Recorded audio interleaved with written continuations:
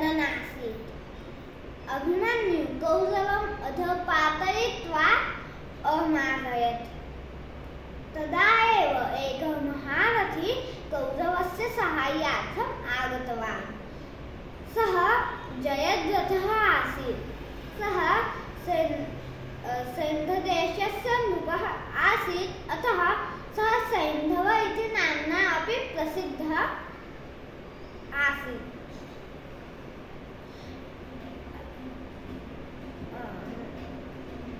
अभिमन्यु तथा जयद्रथस्य भीषणं खड्गयुद्धं जातम्।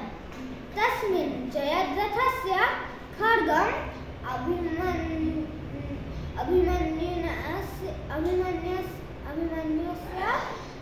धान्मध्ये गतम्। अभिमन्युः खड्गं निष्कासितवान्। तर्हि तस्य हस्ते केवलं खड्गस्य चूर्णमेव अवशिष्टम्। जयद्रथः किञ्चित् पृष्ठे गत्वा रथे उपविश्य पलायितवान्। तदा एव सैन्यः एकम् अग्निबाणम् अभिमन्योः उपरि अप्रेषयत्। अभिमन्युः तत् दृष्टवान्।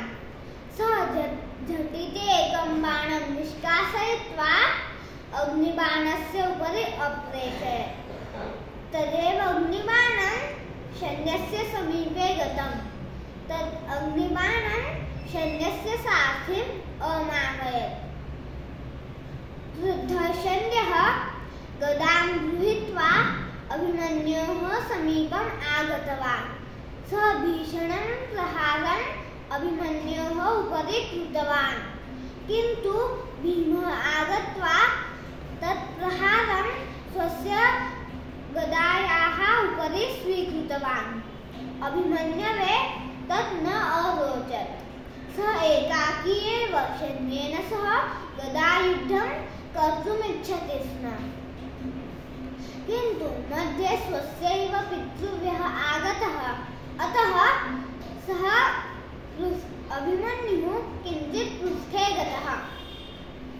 सः दिवसः महाभारतस्य 12मः दिवसः आसीत्।